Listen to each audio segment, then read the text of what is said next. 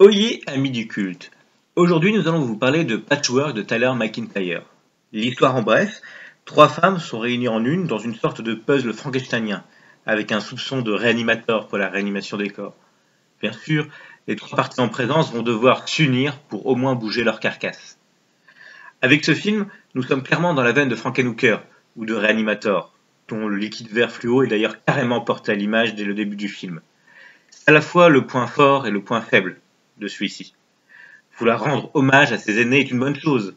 L'incroyable Shaibou, putain de bonne idée, qui n'aurait pas dépareillé dans Reanimator justement.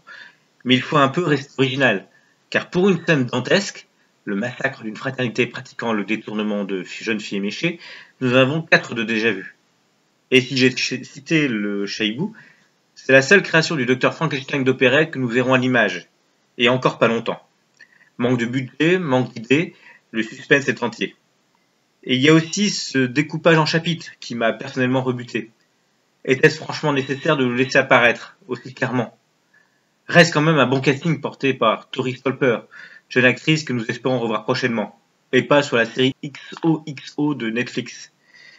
Quant au réalisateur, Tyler McIntyre, il est amusant de noter que celui-ci est à la base monteur. Ce qui est moins amusant, c'est qu'il est responsable de la série Judette. Non, je ne ferai pas de blague là-dessus. Le spa de tous les dangers et un court-métrage intitulé Love Find Ninja, que j'ai furieusement envie de voir.